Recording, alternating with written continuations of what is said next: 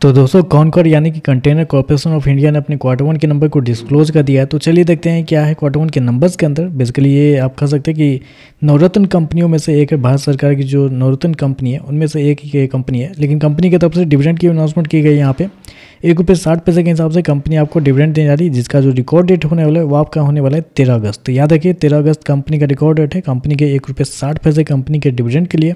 चलिए नंबर देख लेते हैं। डाटाबेस के यहाँ पे क्रॉस में है। तो देखिए पिछले क्वार्टर में कंपनी ने 2287 करोड़ का रेवेन्यू जनरेट किया था ऑपरेशन के थ्रू। पिछले साल 2103 करोड़, अभी देखें तो बढ़ के 2153 करोड़ आपको जाता हुआ देखने को मिला। तो साल दर साल जाते हैं तो साल दर साल कंपनी के रेवेन्यू के अंदर लगभग बोल सकते हैं 2.5% के आसपास का जंप आपको देखने को मिला है। जबकि क्वार्टरली बेस पे जाते हैं तो क्वार्टरली बेस पे कंपनी के रेवेन्यू के अंदर गिरावट आपको देखने को मिल रही है।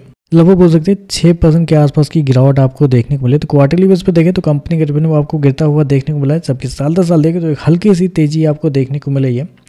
कंपनी ने शो किया 2153 करोड़ का रेवेन्यू इस क्वार्टर में, जबकि मार्केट का जो अनुमान था वो था लगभग 2050 करोड़ के आसपास।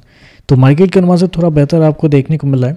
खर्चे की बात करते हैं तो देखिए पिछले क्वार्टर में कंपनी ने 2024 को खर्च किए थे, पिछले साल 1849 करोड़, जबकि अभी देखें तो कंपनी खर्चे 1899 करोड़ आपको जाता हुआ देखने को मिला। तो खर्चे देखें तो खर्चे हालांकि थोड़ा ज़्यादा इस क्वार्टर में देखने को मिल रहा है, क्योंकि 2.5% के आसपास का रेवेन्यू बढ़ा है और कंपनी के खर्चे देखते हैं तो लगभग 3% के आसपास बढ़ते हुए देखने को मिला है। चलिए कंपनी का प्रॉफिट क्या निकलता है वो देखते हैं।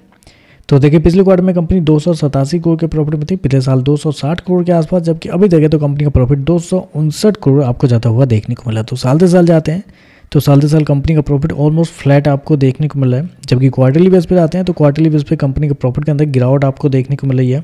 लगभग बोल सकते हैं 10% के आसपास की गिरावट है कंपनी के प्रॉफिट के अंदर क्वार्टरली बेस पे। तो आप कह सकते हैं रेवेन्यू प्रॉफिट दोनों आपको क्वार्टरली बेस पे गिरता हुआ देखने को मिला है। जबकि साल दर साल देखें तो कोई ज़्यादा ग्रोथ आपको देखने को नहीं मिल रही है। कंपनी ने शो किया 259 करोड़ के आसपास का प्रॉफिट इस क्वार्टर में, जबकि मार्केट का अनुमान था 265 करोड़ के आसपास। तो प्रॉफिट देखें तो मार्केट के अनुमान से कमजोर आपको देखने को मिल रहा है। तो ऐसे में आप समझ ही गए होंगे कि कंपनी के मार्जिन गिरते हुए देखने को मिले, लेकिन फिर भी कंपनी के मार्जिन अगर देखते हैं तो पिछले साल कंपनी का मार्जिन 12.36% था।